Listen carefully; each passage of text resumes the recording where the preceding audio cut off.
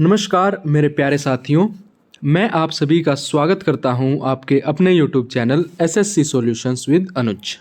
ठीक है भाई, आज हम क्या करने जा रहे हैं, आरपीएफ एसआई का जो सब इंस्पेक्टर का 2019 को जो पेपर हुआ था, 5 जनवरी 2019 को जो शिफ्ट थर्ड का पेपर हुआ था, उसके जीके के क्वेश्चंस डिस्कस करने जा रहे हैं।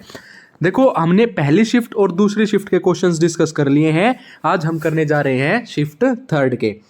सबसे पहला क्वेश्चन कहता है, संसद के किसी सत्र के सत्रावसान और अगले सत्र के आरंभ के बीच में समयांतराल कहलाता है। इसके कहने का मतलब है, जो संसद का सत्र होता है उसके और अगला जो सत्र होता है उसके बीच में जो समय होता है उस समय को क्या कहते हैं। ठीक है, उस समय को क्या कहते हैं भाई? उस समय को कहते हैं विश्रांति। क्या कहते हैं? विश्रांति कहते हैं। संसद के किसी सत्र के सत्रावसान और अगले सत्र के आरंभ के बीच में जो समयांतराल होता है उसको विश्रांति कहते हैं।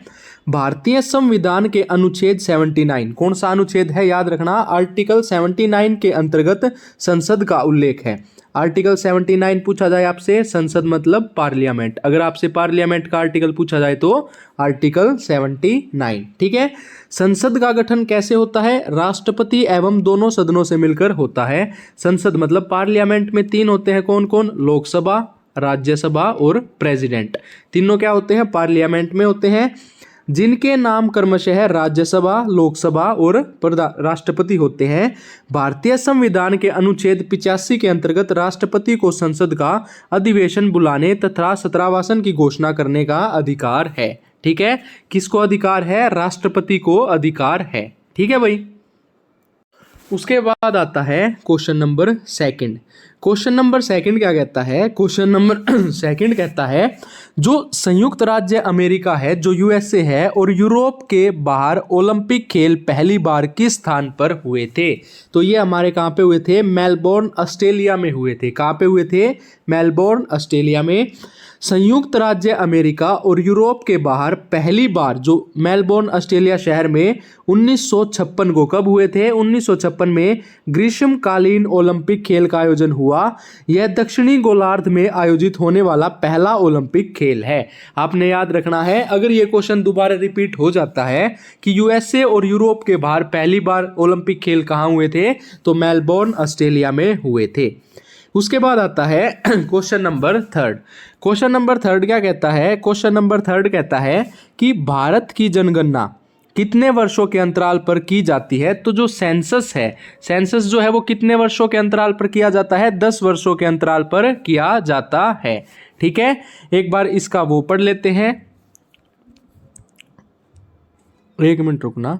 हाँ, अब देख लेते हैं, भारत की जो जनगणना है 10 वर्षों के अंतराल पर की जाती है। जो भारत की प्रथम जनगणना थी वो 1872 में हुई। किसके द्वारा? लॉर्ड मायो के कार्यकाल में हुई थी। भारत की पहली नियमित जनगणना 1881 में लॉर्ड रिपन ने करवाई थी। देखो, याद कैसे रखना है, अगर आपसे पूछा जाए 1872 में क्या हुआ था? इर्रेगुलर सेंसस हुआ था। क्या हुआ था? Irregular census. इर्रेगुलर सेंसस का मतलब है भारत में पहली बार सेंसस हुआ 1872 में। किसने करवाया? लॉर्ड मायो ने। किसने करवाया? लॉर्ड मायो ने करवाया। अगर आपसे 1881 में पूछा जाए तो वो क्या हुआ था? एक रेगुलर सेंसस हुआ था। क्या हुआ था? रेगुलर सेंसस का मतलब है 1881 के बाद हर 10 साल में सेंसस होता रहा।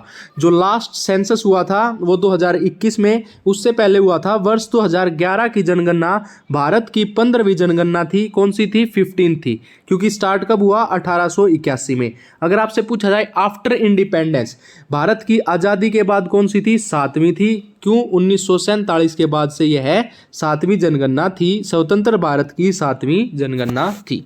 ठीक है भाई, बहुत इंपॉर्टेंट क्वेश्चन होता है इससे, जनगणना से। उसके बाद आता है क्वेश्चन नंबर 4। क्वेश्चन नंबर 4 कहता है, दूसरा सबसे बड़ा प्राणी संघ कौन सा है? तो दूसरा सबसे बड़ा प्राणी संघ क्या है? मोलस्का है। क्या है? मोलस्का। इस संघ के जीवों में सिर, अंतरांग तथा पाद पाए जाते हैं। इसमें श्वसन गिलास द्वारा होते हैं, गिल्स द्वारा। इसके जीवों में आहार नाल पूर्ण विकसित होता है तथा रक्त रगहीन होता है। उत्सर्जन वृक्कों के माध्यम से होता है। सबसे बड़ा प्राणी संघ ऑर्थोपोडा है। कौन सा है सबसे बड़ा? ऑर्थोपोडा। ठीक है, ये आपने ध्यान रखना है। उसके बाद आता है क्वेश्चन नंबर 5। क्वेश्चन नंबर 5 कहता है जो लोकसभा अध्यक्ष होते हैं, जो स्पीकर होते हैं और उपसभापति डिप्टी स्पीकर होते हैं के पदों का सर्जन किस वर्ष हुआ था? तो ये हुआ था आपका 1921 में। याद रखना है कब हुआ था? 1921 में हुआ था। ठीक है भाई। जो लोकसभा अध्यक्ष होते हैं मतलब स्पीकर, और उपाध्यक्ष उपसभापति होते हैं डिप्टी स्पीकर, के पदों का सर्जन 1921 में हुआ था। संविधान के अनुच्छेद 93 के अनुसार लोकसभा स्वयं ही अपने सदस्यों में से एक अध्यक्ष एक उपाध्यक्ष का चुनाव करती है। आपसे क्वेश्चन पूछा जा सकता है कि जो लोकसभा है वो अपने अध्यक्ष और उपाध्यक्ष का चुनाव किस आर्टिकल के तहत करती है? तो आर्टिकल 93 आपने याद रखना है।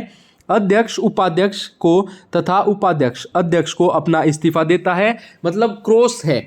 जो अध्यक्ष होगा वो किसको देगा? उपाध्यक्ष को। उपाध्यक्ष होगा वो अध्यक्ष को देगा। लोकसभा के भंग होने के पश्चात अध्यक्ष अपना पद पहली बैठक होने तक क्या कर सकता है? रिक्त नहीं करता है, मतलब उसको खाली नहीं करता है जब तक पहली बैठक नहीं होती है। उसके बाद आता है क्वेश्चन नंबर 6। क्वेश्चन नंबर 6 कहता है फीफा द्वारा, फीफा वर्ल्ड कप फुटबॉल से रिलेटेड होता है, फीफा द्वारा विश्व फुटबॉल चैंपियनशिप का आयोजन पहली बार कहाँ किया गया? तो ये आपका किया गया था मोंटेवीडियो में। कहाँ किया गया था? मोंटेवीडियो। फीफा द्वारा पहले विश्व कप का आयोजन मोंटेवीडियो उग्रेबू में 1930 में किया गया था। मेजबान उरुग्वे पहले फीफा विश्व कप का विजेता बना। फीफा विश्व कप विश्व में सबसे प्रतिष्ठित प्रतियोगिता है जो प्रत्येक 4 वर्ष में आयोजित होती है। आपने 3 चीजें हैं जो याद रखनी है। पहली क्या है? फीफा वर्ल्ड कप, फीफा किससे रिलेटेड है? फुटबॉल से रिलेटेड है। ठीक है। पहली बार कब हुआ था? 1930 में हुआ था। और कब होता है? एवरी 4 ईयर, हर 4 साल में। एवरी 4 ईयर का मतलब है हर 4 साल में फीफा फुटबॉल कप होता है। ठीक है। उसके बाद आता है क्वेश्चन नंबर 7। क्वेश्चन नंबर 7 कहता है नाइट्राइल और एस्टर के अपचयन द्वारा एल्डिहाइड उत्पादन किस अभिक्रिया द्वारा किया जाता है? तो ये आपका किया जाता है स्टीफेन अभिक्रिया। किसके द्वारा? स्टीफेन अभिक्रिया। इसमें आपने ये याद रखने की जरूरत नहीं है भाई, ये वैसे ही दे दी है, कोई बात नहीं। आप सिर्फ इतना याद रखो, स्टीफेन अभिक्रिया। ठीक है। उसके बाद आता है क्वेश्चन नंबर 8। क्वेश्चन नंबर 8 कहता है जो जनरल एंटी अवॉइडेंस रूल्स हैं गार का प्रस्ताव पहली बार पारित किया गया, तो कब किया गया? प्रत्यक्ष कर कोड 2010 में। ठीक है। ये भी इतना इंपॉर्टेंट नहीं है, इसको भी आप छोड़ सकते हैं, बस एक बार पढ़ लीजिए क्योंकि भाई साहब रिपीट हो सकता है क्वेश्चन, तो आपको पता होना चाहिए। उसके बाद अगला क्वेश्चन आता है राज्यसभा में राज्यों और केंद्र शासित प्रदेशों में सीटों का आवंटन किस अनुसूची के अंतर्गत होता है या अंतर्गत आता है? तो जो फोर्थ शेड्यूल है, क्या है? फोर्थ शेड्यूल जो है उसमें होता है, क्या होता है फोर्थ शेड्यूल में? क्या? राज्यसभा के राज्यों एवं जो केंद्र प्रशासित प्रदेश हैं उनमें सीटों का आवंटन चौथी अनुसूची के अंतर्गत किया जाता है। अगर मैं बात करूं भारत में टोटल भारतीय जो संविधान है उसमें कुल कितनी अनुसूचियां हैं? 12 अनुसूचियां हैं, 12 शेड्यूल हैं। अगर हम दूसरे की बात करें तो विभिन्न पदाधिकारियों को प्राप्त होने वाला वेतन एवं भत्ते, जैसे राष्ट्रपति हो गए, प्राइम मिनिस्टर हो गए, इन सबको। तीसरी की अगर मैं बात करूं तो शपथ का वर्णन। और अगर 7वीं की बात करूं तो केंद्र एवं राज्यों के मध्य शक्तियों का बंटवारा। अगर मैं 8th शेड्यूल की बात करूं तो लैंग्वेजेस हैं। कितनी लैंग्वेजेस हैं? टोटल 22 लैंग्वेजेस हैं। जब हमारा संविधान बना था उस टाइम पे 12 लैंग्वेजेस थी। ठीक है। जब 12 लैंग्वेजेस थी, 12 भाषाएं थी। अब कितनी है? 22 भाषाएं हैं। ठीक है।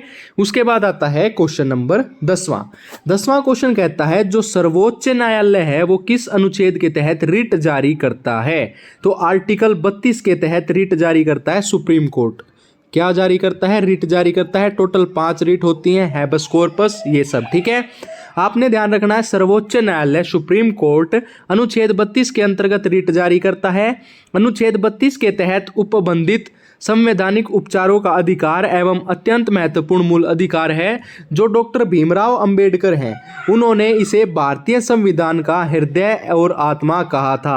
Heart and soul of Indian constitution. किसने कहा था, पूछा जाता है पेपर में, heart and soul of Indian constitution किसने कहा था, बी आर अम्बेडकर जी ने कहा था। किसने कहा था, बी आर अम्बेडकर जी ने कहा था heart and soul of Indian constitution.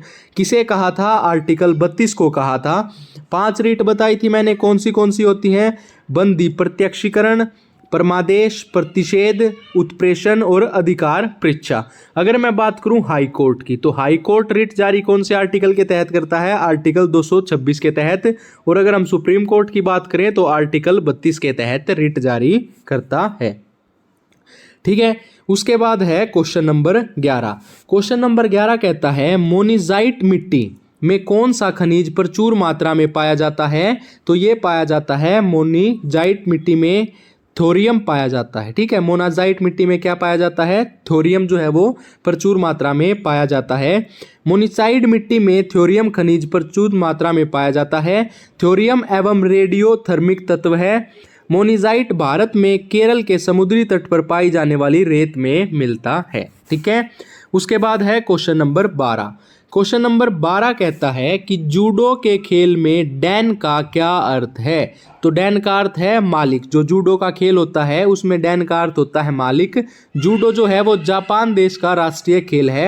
आपसे पूछ सकता है जूडो किसका नेशनल गेम है, जापान का। याद रखना, जूडो किसका नेशनल गेम है, जापान का। और जूडो खेल में जो डैन है उसको क्या कहते हैं, मालिक कहते हैं।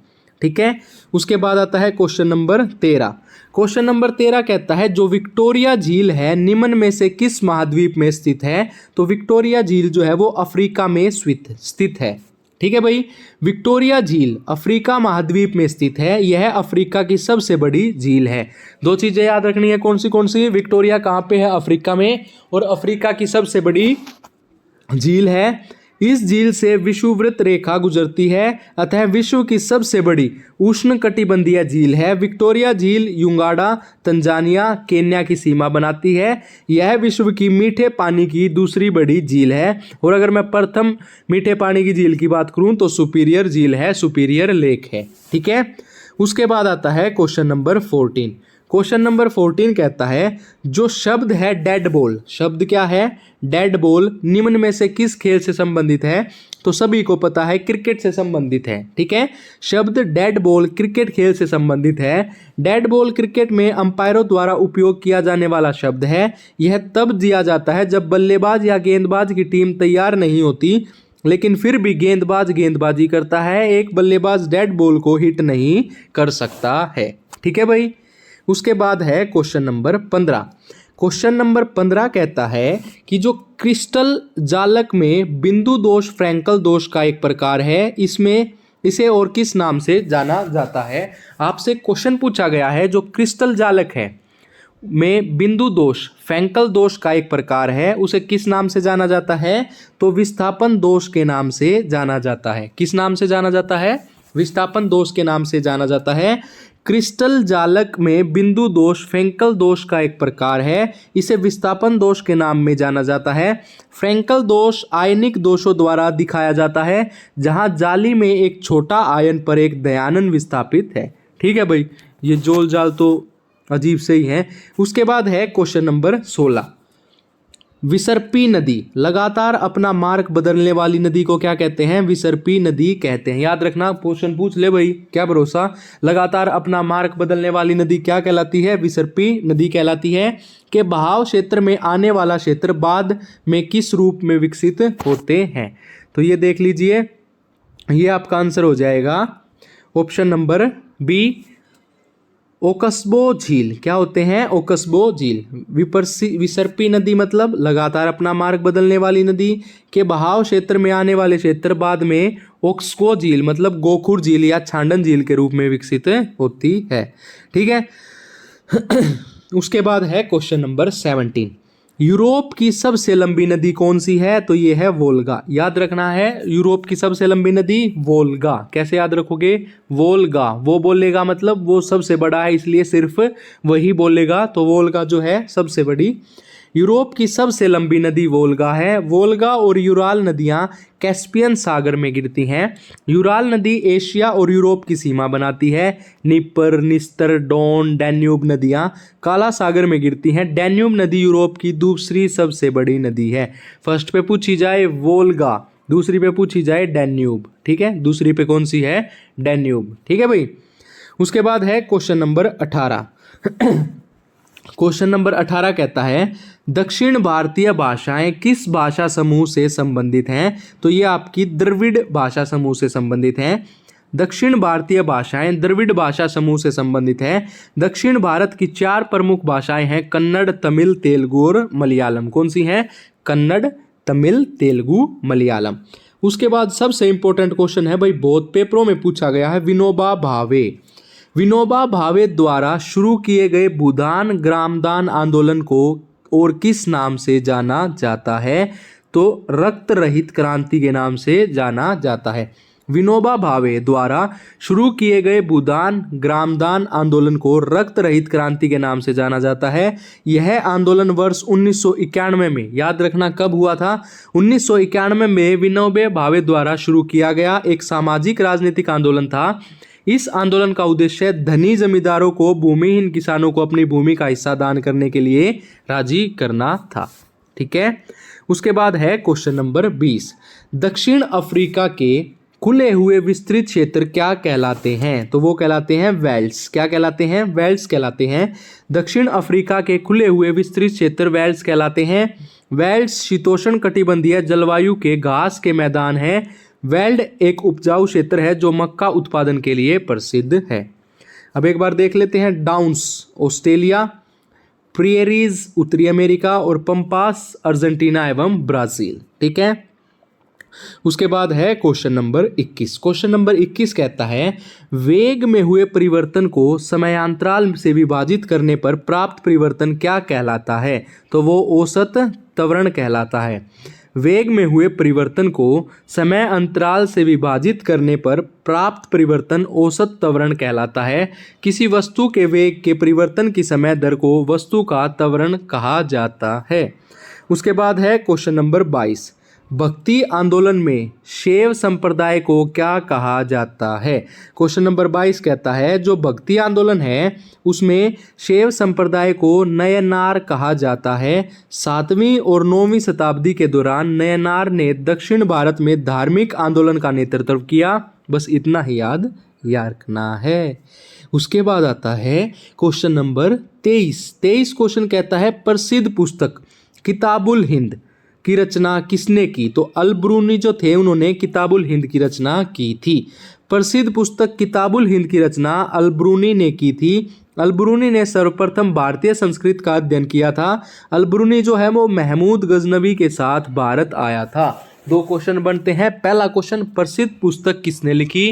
किताब उल हिंद किसने लिखी? अल-बरूनी ने लिखी। दूसरा वह किसके साथ भारत आया? महमूद गजनवी के साथ भारत आया था। उसके बाद है निम्न में से कौन सा देश इबेरिया प्रायद्वीप का एक अंग है? तो अगर मैं बात करूं स्पेन की, तो स्पेन क्या है?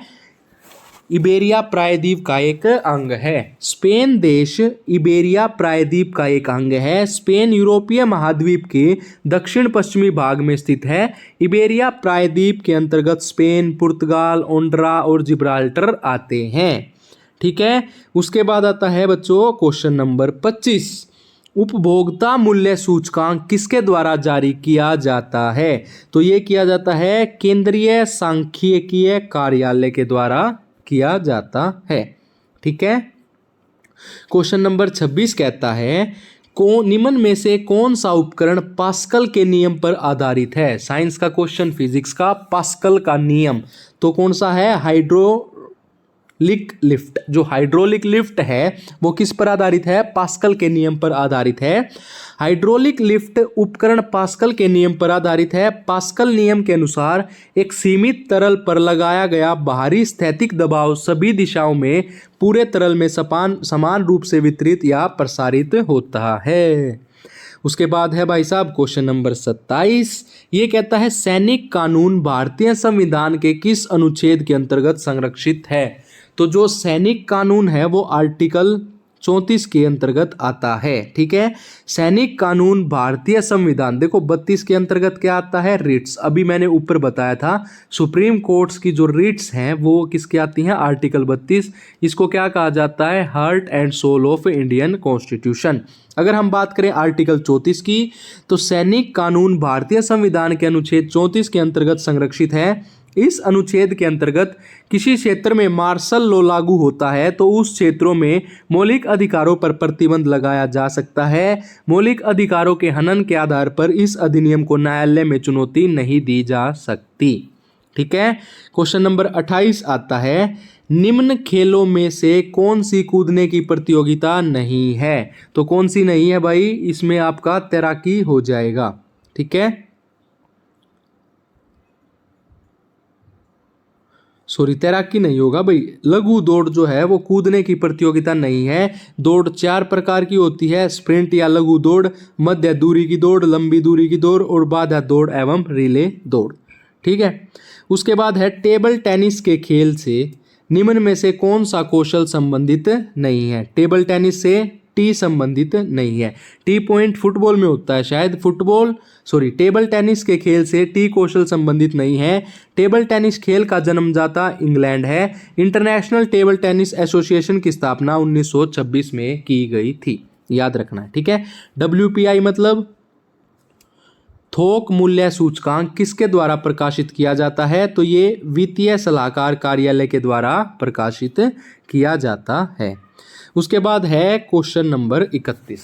क्वेश्चन नंबर 31 कहता है, नीति निर्देशक सिद्धांतों का लक्ष्य किस प्रकार के जनतंत्र की स्थापना करता है। तो सामाजिक एवं आर्थिक जो जनतंत्र होते हैं उनकी स्थापना करता है। ठीक है, अगर हम बात करें नीति निर्देशक सिद्धांतों का लक्ष्य सामाजिक और आर्थिक जनतंत्र की स्थापना करना है।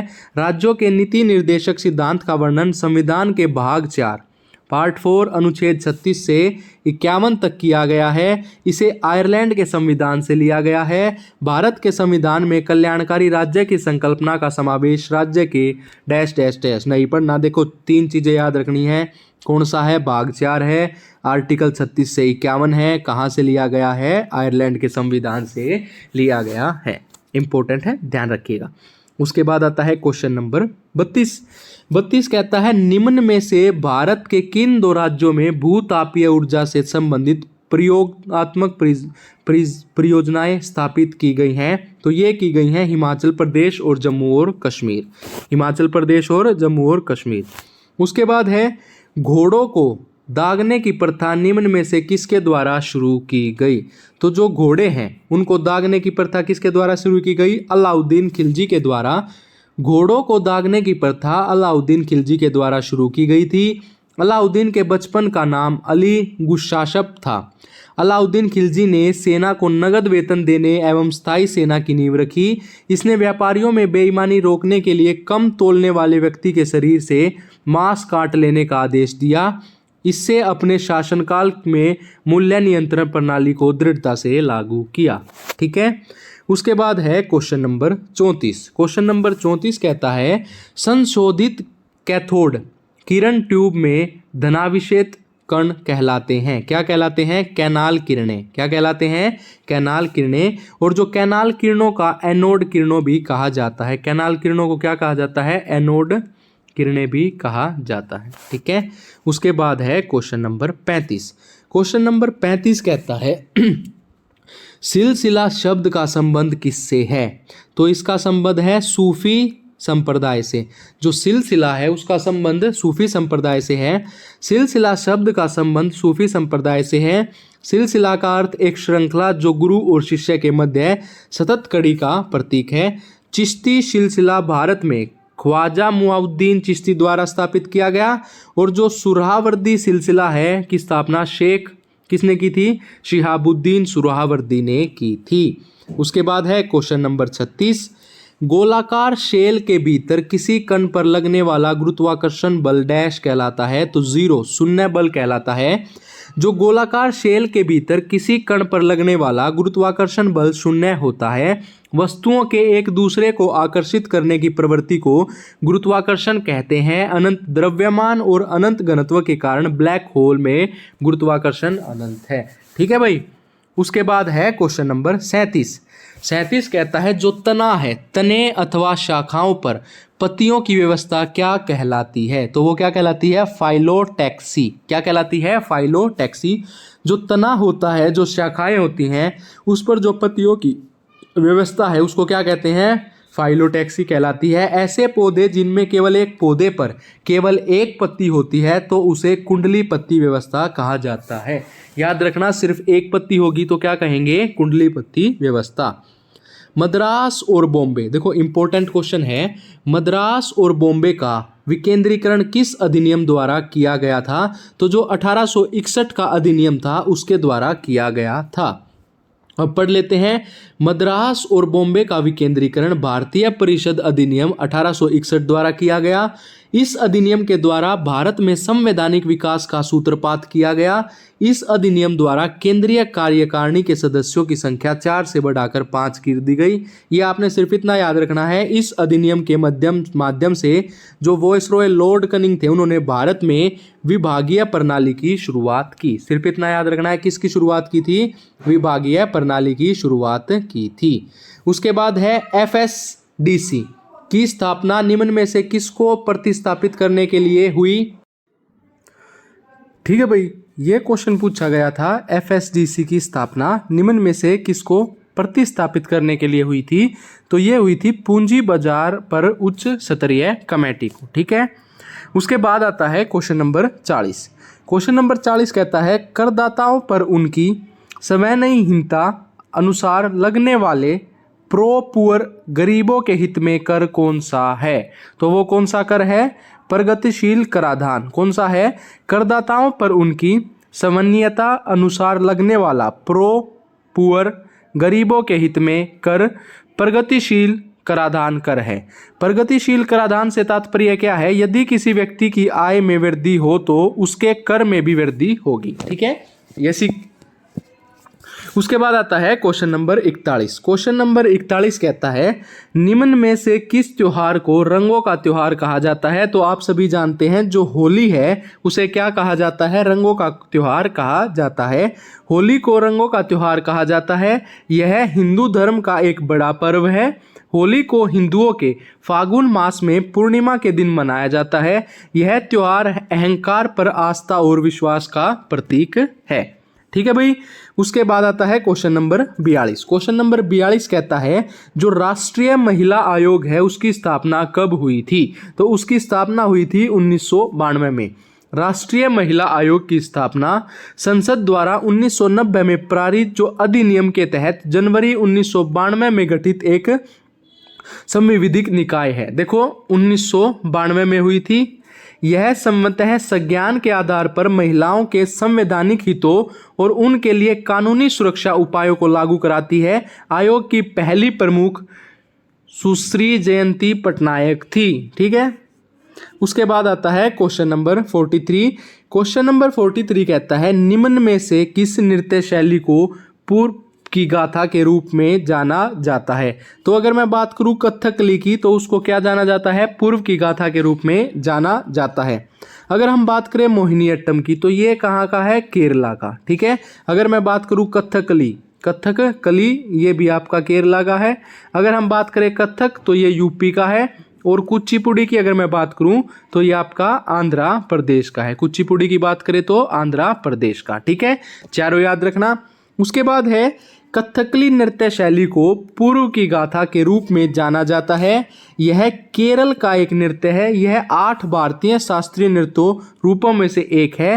परंपरागत रूप से कथकली के विषय धार्मिक गाथाओं और हिंदू महाकाव्यों पर आधारित थे। ठीक है। उसके बाद आता है क्वेश्चन नंबर 44। क्वेश्चन नंबर 44 कहता है गोम्बेयुट्टा की पारंपरिक कठपुतलियों का संबंध किस राज्य से है? तो ये आपका कर्नाटक राज्य से है। किससे है? कर्नाटक राज्य से है। ठीक है। उसके बाद आता है क्वेश्चन नंबर 45। क्वेश्चन नंबर 45 कहता है बाल श्रम रोकथाम अधिनियम संशोधित 2016 के अनुसार किस आयु वर्ग तक के बच्चों के लिए श्रम पूर्णतः प्रतिबंध है? तो 14 साल से नीचे वाले बच्चों के लिए ये बिल्कुल बंद है। बाल श्रम रोकथाम अधिनियम 2016 के अनुसार 14 वर्ष के आयु वर्ग तक के बच्चों के लिए श्रम पूर्णतः प्रतिबंध है। यह अधिनियम किशोरों को खतरनाक व्यवसायों में रोजगार को प्रतिबंधित करता है। उसके बाद आता है क्वेश्चन नंबर 46। मानव शरीर में पाया जाने वाला कौन सा ऊतक सबसे कठोर और अस्थमय ऊतक कहलाता है? तो ये आपका अस्थि कहलाता है। मानव शरीर में पाए जाने वाला अस्थिक ऊतक सबसे कठोर अस्थियम ऊतक कहलाता है। हमारे शरीर में हड्डियां जीवित ऊतक होती हैं जो कंकाल को बनाती हैं। यह शरीर के आकार को और सहारा प्रदान करता है। यह शरीर के कुछ अंगों को सुरक्षा भी प्रदान करता है। उसके बाद है क्वेश्चन नंबर 47 कि जो द्वितीय पिछड़ी जाति आयोग की अध्यक्षता किसने की? तो ये की थी बीपी मंडल ने। जो दूसरी पिछड़ी जाति आयोग है उसकी अध्यक्षता किसने की? बीपी मंडल ने। द्वितीय पिछड़ी जाति आयोग का गठन वर्ष 1970 में किया गया था। इसकी अध्यक्षता बीपी मंडल ने की थी। भारत के सामाजिक और जो शैक्षणिक रूप से पिछड़े वर्गों को परिभाषित करने और उन वर्गों की उत्पत्ति के लिए उठाए जाने वाले कदमों की सिफारिश करने के लिए आयोग का गठन किया गया था। उसके बाद है क्वेश्चन नंबर 48। निम्न में से किस राज्य में स्थायी जंगल सर्वाधिक संख्या में है? तो सभी को पता है एमपी मध्य प्रदेश में सबसे ज्यादा है। तो मध्य प्रदेश राज्य में स्थायी जंगल सर्वाधिक संख्या में है। मध्य प्रदेश का कुल क्षेत्रफल 308252। देखो ये याद नहीं रखना, आपने बस इतना याद रखना है कि मध्य प्रदेश में है। उसके बाद है बहमनी राज्य किसके शासन के तहत सर्वाधिक शक्तिशाली था? तो ये जो महमूद गवाह था उनके था। बहमनी राज्य महमूद गवाह के शासन के तहत सर्वाधिक शक्तिशाली था। महमूद गवाह ने मलिक उल तुजर की उपाधि धारण तथा बीदर में इस्लामी शिक्षा के लिए कई मदरसे भी खोले थे। आज का लास्ट क्वेश्चन है अमीर तैमूर जो था ने दिल्ली पर किस वर्ष आक्रमण किया? तो जो तैमूर था उसने 1398 में आक्रमण किया था। आमिर तैमूर ने दिल्ली पर 1398 में आक्रमण किया था। आमिर तैमूर के आक्रमण के समय दिल्ली का शासक नसरुद्दीन मोहम्मद था। तैमूर का दिल्ली पर आक्रमण करने का मुख्य उद्देश्य धन लूटना था। ठीक है, ये हमारा 5 जनवरी का 3rd शिफ्ट का पेपर भी कंप्लीट हो चुका है। अगर आपको ये वीडियो अच्छी लगी हो तो वीडियो को ज़्यादा से ज़्यादा शेयर करें, वीडियो को लाइक करें और हमारे चैनल एसएससी सॉल्यूशंस विद अनुज को सब्सक्राइब करें। धन्यवाद।